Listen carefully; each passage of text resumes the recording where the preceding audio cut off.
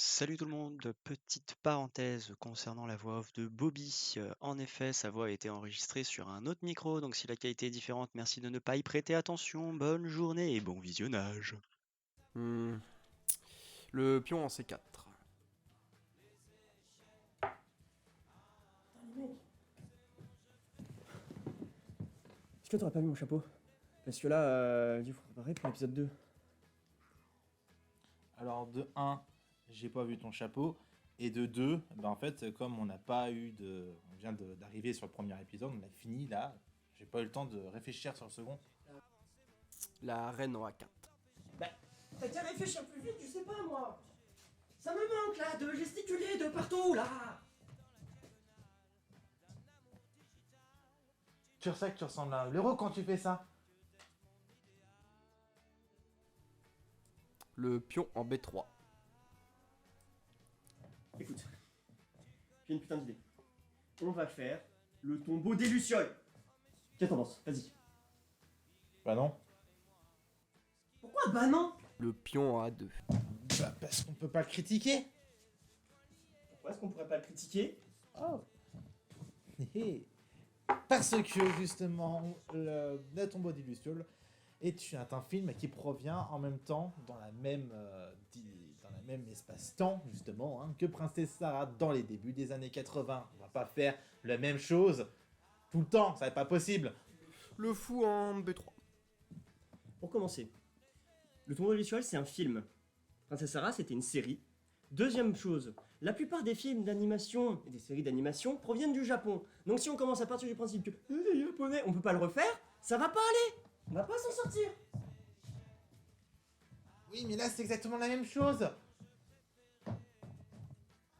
C'est pas tout à fait pareil. Y a pas de mec, tu te tais, j'ai raison, c'est tout. On fait le tombeau des Lucioles. Bah non.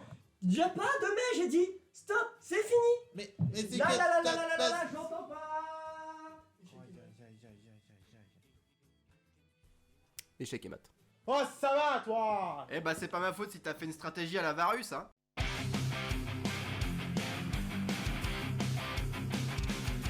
Dès qu'il y a un spot à la télé qui me parle d'un canard, j'y vais, j'y vais.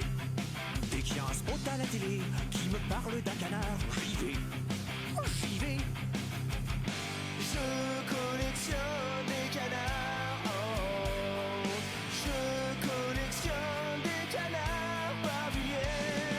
Je collectionne des canards, oh.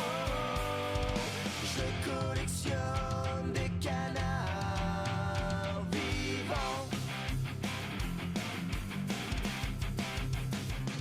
Le tombeau des Lucioles est un film Je me demande, en fait, Varus était un général romain d'Auguste qui, pendant la bataille de Teutobourg, a perdu 3 putains de légions romaines contre une tribu germanique. Tu sais que t'es pénible quand tu t'y mets. Oh oui, je sais. Bobby, à toi. Oh putain. Bon, le tombeau des Lucioles, donc, ou Otaru no Haka, qui veut dire littéralement la tombe des gouttes de feu en japonais. Ouais, sauf que comme t'es une pauvre merde et que tu sais pas parler japonais, ça se trouve ça veut dire carrément autre chose. Bobby, tu t'en es pas occupé de lui? Je me suis pété la gueule en trébuchant sur le câble que t'as mal fixé. Ah. C'est un film d'animation japonais sorti le 16 avril 1988 au Japon.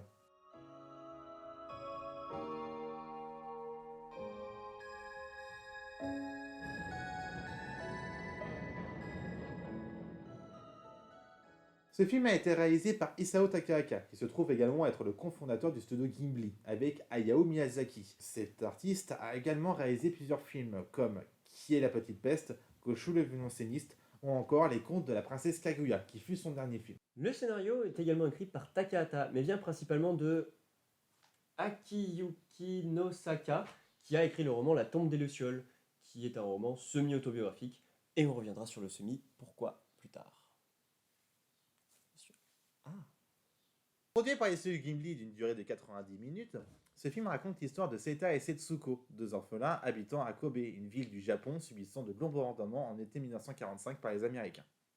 Vachement joyeux, dis donc. Je te fais pas dire.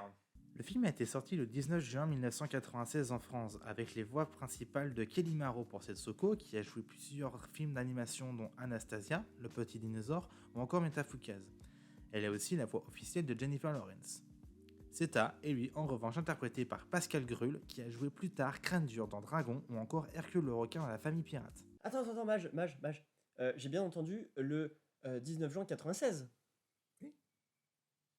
Ok. Est-ce que tu n'auras pas une idée de pourquoi est-ce qu'on a dû à peu près attendre 8 ans pour que ça arrive chez nous?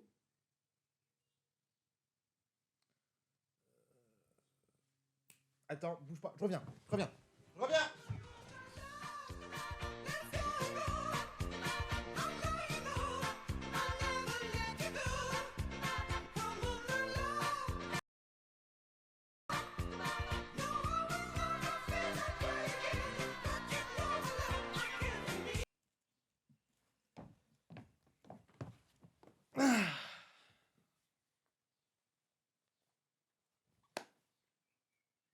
Et donc, Je sais pas lire.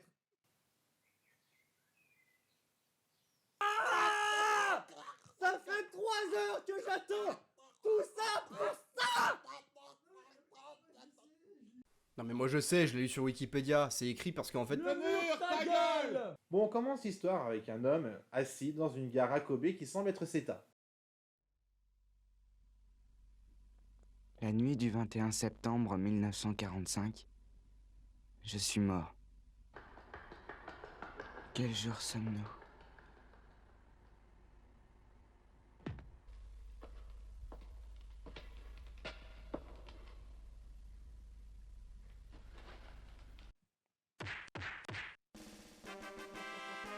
Bon, bah, je me casse, hein.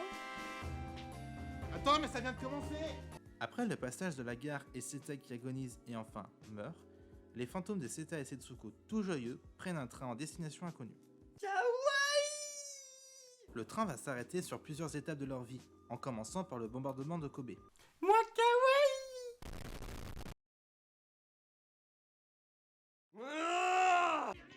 On continue le film avec Seta et Setsuko, dont Seita dépêche d'enterrer des rations ainsi que des objets de valeur. On voit également la mère de ces derniers qui rassemble ses affaires pour aller au plus vite possible à l'abri anti-bombe le plus proche. Seita et Setsuko, n'ayant plus le temps de rejoindre l'abri, décident de traverser la ville en flammes et de se réfugier à l'extérieur de la ville. Bon, bah là, on n'a pas beaucoup de choses à dire, à part que l'on voit des atrocités suite au bombardement, dont la destruction de bâtiments symboliques, comme des écoles ou des hôpitaux, des morts qui se cumulent de plus en plus suite aux brûlures des victimes, ou la panique provoquée par les citoyens, à la recherche d'une personne chère ou à la recherche de ceux-ci sous les décombres de l'ancienne maison. D'ailleurs, on voit même des militaires se comparer à des civils dans cette période de guerre. Ah bah de toute façon, comment on pourrait les reconnaître entre eux? Ils se ressemblent tous. Hop, tu t'arrêtes là, je veux pas entendre cette blague. Mais j'ai jamais voulu faire une blague. Fallait dire quoi alors? Bah les blessés. Bah quoi, les blessés? Bah tu vas pas me dire que t'arrives à reconnaître un civil d'un militaire là? Ouais, Ça se tient. c'est logique. C'est logique. Ouais. Les survivants se rassemblent à l'école communale pour obtenir des rations et des soins aux blessés. Seta s'y rend pour retrouver sa mère. Vraiment, rassemblement. Tous les habitants du quartier doivent se rendre à l'école communale. Vous y recevrez des soins et de la nourriture.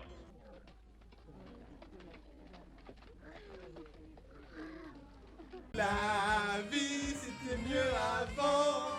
Vous êtes immonde. Oui, bah ça va, hein, c'était précisé que c'était pas pour les enfants à l'émission, donc hein. Ouais, Donne-moi à boire, j'ai soif. Tellement bas les couilles, frère. Seita et Setsuko partent pour Nishinomiya, ils prennent donc un train pour y aller. C'est ici que l'on voit les fantômes de ces derniers poursuivre leur voyage spirituel vers leur prochaine destination. du coup, parlons des techniques du film. Déjà, c'est beau. Les dessins sont très travaillés et fourmis de détails. On aperçoit que Kobe est une ville très rurale, mais assez simple en même temps. Exemple, type de maison de campagne avec un jardin très traditionnel et proche de la nature. Le dessin animé représente fidèlement Kobe dans les années 45. L'auteur du livre a d'ailleurs annoncé lors d'une interview pour une vidéo promotionnelle qu'il a été marqué par le souci du détail, car il s'est immédiatement retrouvé dans son enfance en 45. Pour finaliser ce niveau de détail, les artistes ont demandé aux proches de leur famille comment ont-ils vécu cette guerre, car je vous rappelle que nous sommes en 1986. L'équipe dirigée par Takahata n'a jamais connu la guerre, ou alors trop jeune pour s'en souvenir. Seita rentre juste après avoir reçu les cendres de sa mère. Il rentre chez sa tante, range maman sous un buisson et enlève ses chaussures pour pouvoir manger un bon repas en famille. Alors, comment va ta mère? Elle est encore à l'hôpital? Oui, encore à l'hôpital. Seita revient plus tard à Kobe pour récupérer les rations qu'il avait enterrées avant la guerre. On aperçoit que très vite, la tante est très patriotique. Les discussions de tous les dîners se comportent sur l'effort de guerre et la pénurie alimentaire qui commence à s'abattre sur tout le Japon. On voit même, à un moment dans le film, que les agriculteurs commencent également à planter sur les pelouses communes pour augmenter le rendement. 2 semaines plus tard, la tante commence à remarquer à Seita qu'il reste au foyer sans rien faire, puisque son école a brûlé et que la Syrie également, donc il ne peut plus apporter son contribution au service de son pays. En gros, c'est un chômeur.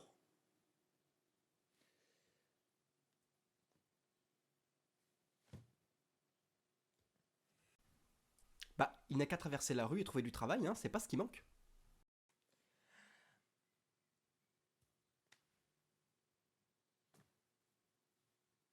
À cause des boutons que Setsuko commence à avoir, Seita va à la mer pour soigner ses boutons et passer du montant. Attends, problème là qu'est-ce que c'est que ça?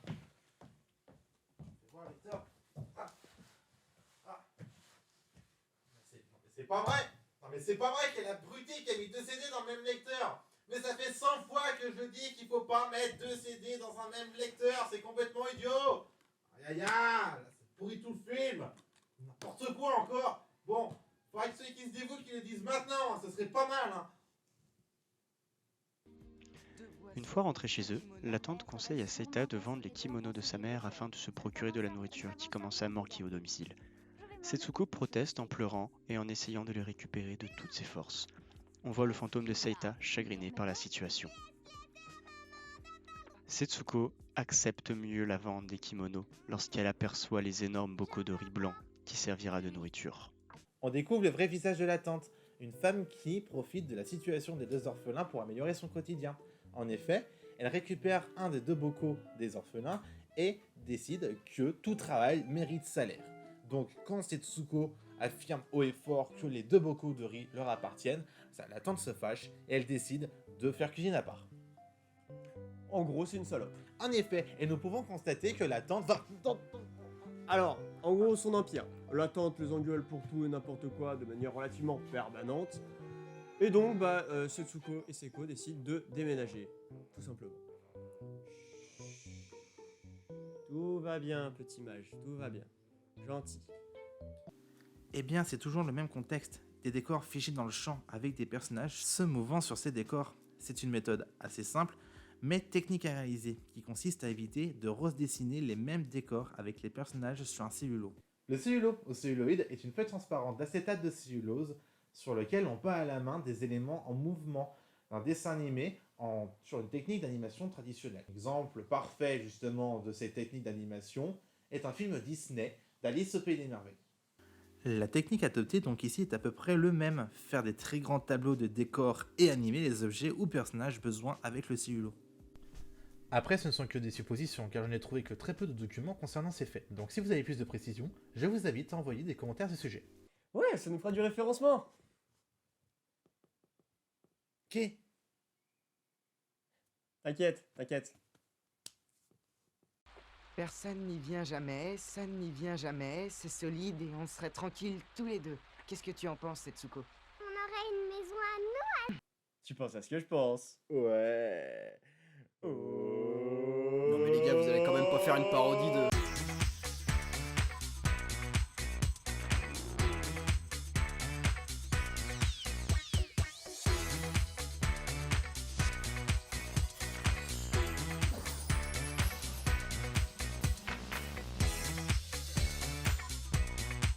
Allez, niquez vos mères! Bonjour, je suis ni une femme ni blonde et aujourd'hui je vais redécorer la maison de Seita et de sa petite sœur Setsuko. Allez, c'est parti! Oh, you touch my tra-la-la. My ding-ding-dong.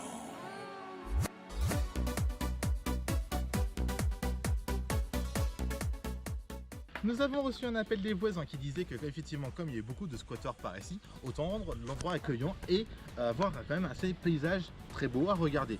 Nous sommes donc là pour remédier à ça. Allez, c'est parti! Ah ouais. Ah ouais, mais non, ah ouais. Ah ouais, mais oh là là. Ah ouais. Ah, c'est une douche froide pour l'équipe qui constate que ces 4 mètres carrés pour 2 sont complètement à refaire.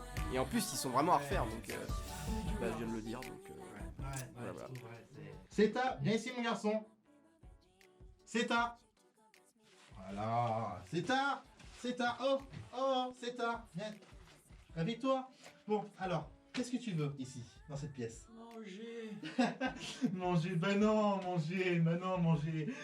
Tu t'es trompé d'émission, il fallait voir Maïté, mais Maïté c'est fini maintenant. Non, qu'est-ce que tu veux absolument dans cette pièce? S'il vous plaît, à manger. Alors, si tu vas avoir un salon moderne, il va falloir remplir le maximum de choses pour mettre dans la benne. Allez, c'est parti.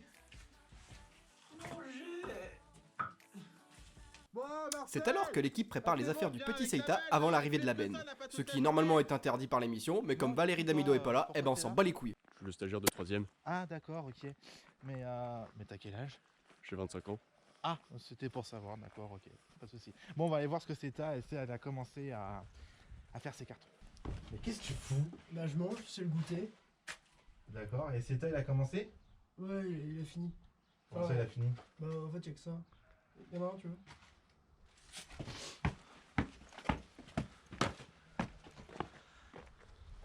Bon Marcel, bah c'est bon, tu peux rembarrer la benne là. Et peut-être que ça n'a pas toute la journée non plus. Oh là là. Professeur, bonjour. Bonjour. Alors, professeur Châtaignier, donc vous allez nous expliquer comment vous allez établir le salon moderne. Très bien, je vous ai préparé un plan pour pouvoir suivre l'avancement des travaux plus facilement. Je disais, ceci est la maison, la cave est en dessous. D'accord. Et je vous ai aussi fait un plan de la cave. Ah, très bien. Donc là, nous avons le petit Seita. Oui. Là, nous avons des cartons. Oui. Ça, je sais pas, c'était sur le plan, mais ça va l'air important. Ça, je crois que c'est des tuiles, mais je suis pas tout à fait sûr encore. Et là, derrière, il y a plein de bordel, mais ce sera pas dans le salon. D'accord, ok.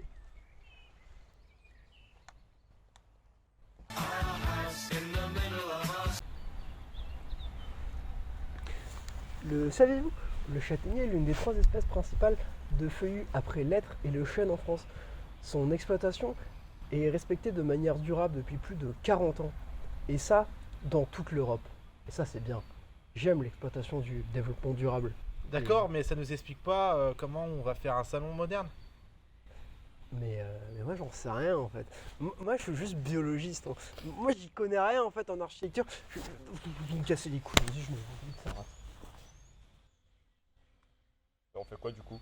Toi tu vas travailler, moi j'ai cherché un jeu de cartes.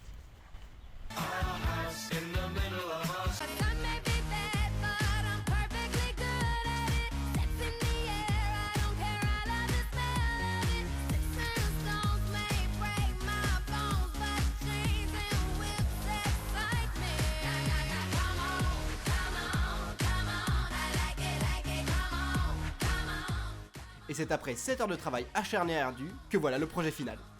Alors, voyons voir ce qui s'est passé. Ah ouais. Ah ouais. Ah ouais, c'est... Ouais, c'est très... C'est exceptionnel. Ouais, c'est magnifique. Ah ouais. Je suis subjugué. Ah ouais, c'est très sublime. Ah ouais. Nous avons bien travaillé Nous aujourd'hui, avons je fait pense. du très bon boulot. Ah oui. Nous avons changé la vie du petit Seita. Ah bah oui, très bien, ouais. Regardez-le, il a l'air tellement heureux. Et c'est fini pour cette émission. Mais ne quittez pas cette émission, il reste encore 86 bâtiments à parcourir. Allez, c'est parti. Non, stop, Quoi? stop, c'est bon, c'est quoi? fini. La blague, elle a duré beaucoup trop longtemps. C'est bien beau de faire du remplissage, Mais non. mais on a d'autres trucs à faire. Mais on a Allez. encore 86 bâtiments à Non, parcourir. on a rien à faire. Non, mais On non, se casse. merde. On a d'autres trucs à faire. Mais c'est pas fini. Mais si, c'est fini, c'est bon, faut arrêter un jour. Après l'installation, c'est l'heure de la chassée de la cueillette pour nos 2 compères. Le soir, ils capturent des lucioles qu'ils placent dans leur abri et profitent d'un spectacle de lumière et... lumière. Mais t'es con, c'est son et lumière, abruti. Et tu l'entends où le son des lumières, toi, connard? Bah ouais, la musique est intradigétique. Hein? Ouais, c'est ce que je voulais dire. Qu'est-ce que tu fais? Je creuse une tombe. Maman aussi, elle est dans une tombe.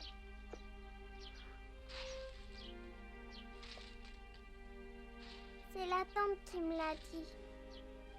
Elle a dit que maman était morte et qu'on l'avait mise dans une pompe.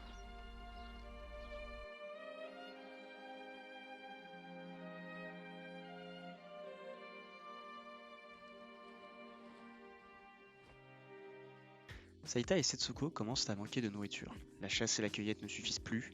Ils commencent à voler dans les champs pour survivre. Et malgré cela, Setsuko commence à tomber malade.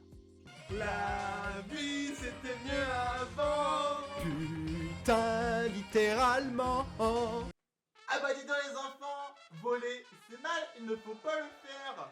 Prenons l'exemple.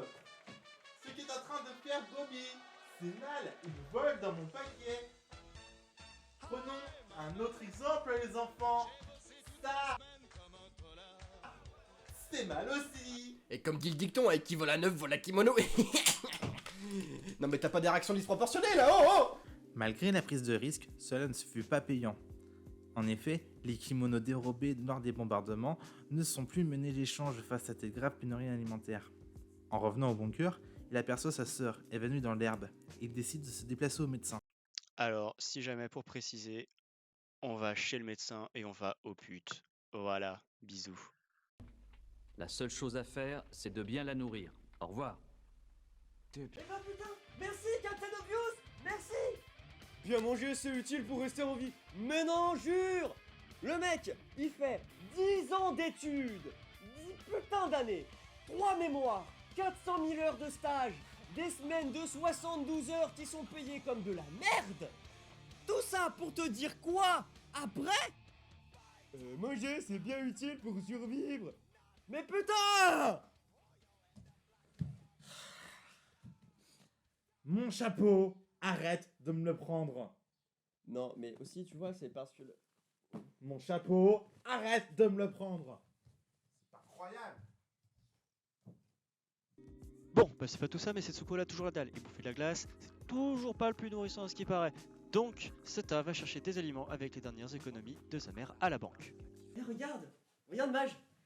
J'ai trouvé de quoi remplacer mon chapeau.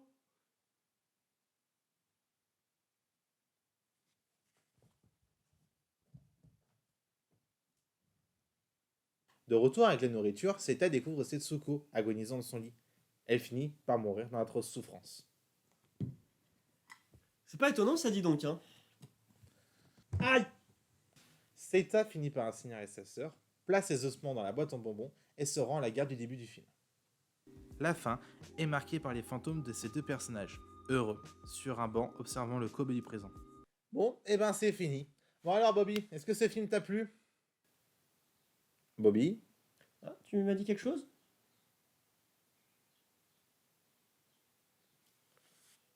Bon, et ben je pense que vous avez tous compris, hein. Ce film est d'une tristesse absolue, qui vous prend vos tripes dès les 5 premières secondes du film et qui vous lâche dans les dernières secondes. Et les sentiments exprimés sont bien sûr à la réalisation, mais aussi aux couleurs et au réalisme des décors, à la musique bien portée sur le thème de la guerre et l'oppression qu'elle endure, mais aussi sur les moments de joie et de relaxation. On voit des personnages assez réussis pour le remarquer, que ce soit dans la version originale ou dans la version française. Un film donc admiré par tous, et nous sommes d'accord pour dire que ce film fut la meilleure tragédie de la décennie. Et pourtant, il a fait un flop monumental au box-office, qui a failli provoquer la banqueroute et la chute du studio. Quoi? Bah oui, faut te remettre dans le contexte de l'époque. On se trouve dans les années 80-90. Le studio Ghibli vient de sortir son deuxième film, Le Château dans le ciel, et Takahata décide de faire un film qui n'a rien à voir avec les œuvres de base, mais qui n'a également rien à voir avec les dessins animés traditionnels Disney auxquels les gros studios des productions sont habitués depuis 40 ans. Alors, imaginez maintenant un parent qui n'est pas au courant du film, parce que attention, il n'avait pas Allociné ou Filmactu pour regarder une bande-annonce sur YouTube. Les seules informations passaient soit par les critiques, soit de bouche à oreille. Le film peine à attirer les foules, notamment les familles, les parents ne souhaitant pas exposer leurs enfants à un récit empreint d'une telle noirceur. Fort heureusement, la décision de sortir simultanément Le Tombeau des Lucioles avec Mon voisin Totoro s'est révélée salvatrice. Plébiscité par le public, le film de Miyazaki génère d'importants revenus, grâce notamment à des produits dérivés qui renflouent les caisses du studio et sauvent in extremis de la banqueroute. Bon, revenons sur les détails du film. Le film n'a pas été de tout repos à réaliser. Pour Nizo Yamamoto, le directeur artistique, plusieurs plans ont été difficiles à dessiner par souci du détail. Je m'explique. Comme le réalisme et le bon ordre de la réalisation, on peut remarquer que Par exemple, lors de la scène où Setsuko fait tomber une pomme par terre dans une flaque, Yamamoto pensait que pour cette scène, la boue devait être blanchâtre et que ça collerait avec la région. Seulement, un sol granitique ne donne pas vraiment de flaque et Takahaki en voulait pour coller avec la scène. C'était une difficulté pour lui car il n'a jamais vraiment vu de flaque sur un sol granitique. Il a donc travaillé à l'instinct, ce qui est contradictoire avec sa manière de dessiner, car pour lui, quand on dessine, il faut prendre en compte la valeur et le degré de la luminosité d'une couleur. Mais la vraie question ici, c'est qu'il y a aussi la complémentarité. En gros, ils ont juste triché avec la réalité. Oui. Et tu pouvais pas juste dire ça? Non. D'accord.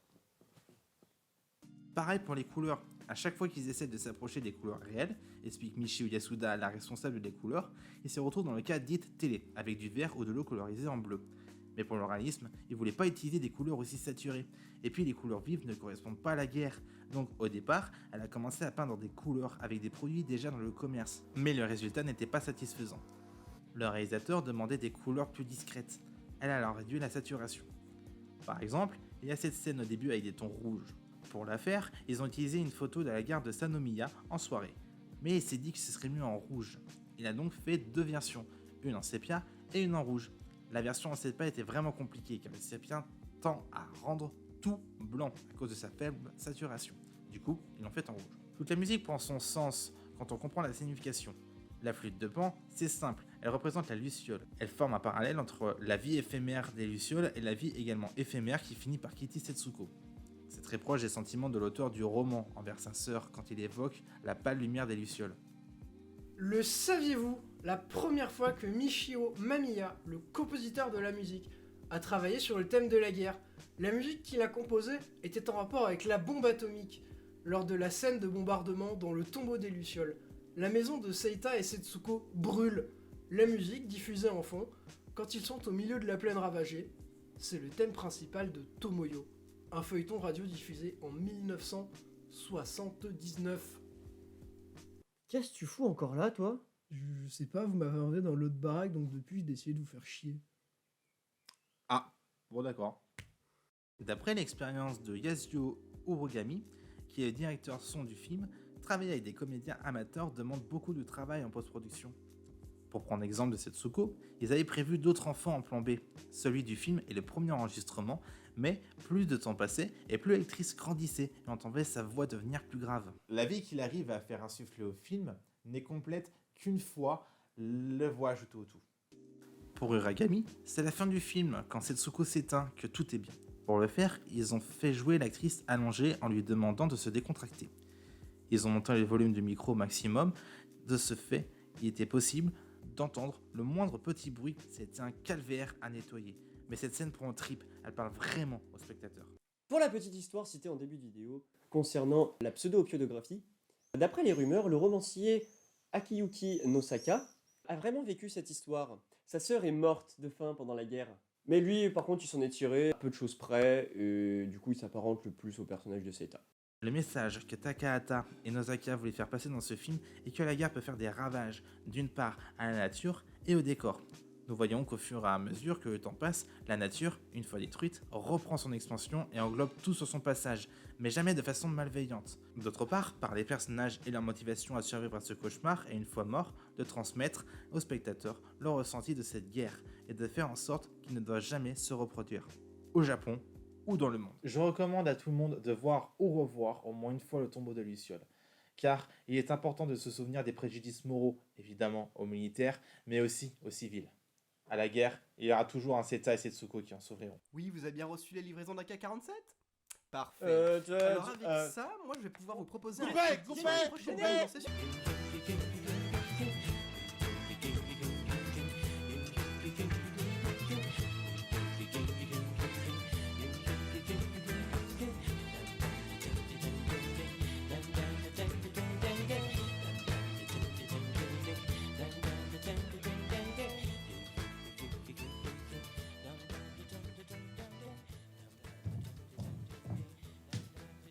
Chez Kemat. Mais comment t'as fait ? Je n'ai pas utilisé une stratégie à la Varus, moi. Putain, mais il est sous le mot en plus lui. Putain, j'ai retrouvé mon chapeau!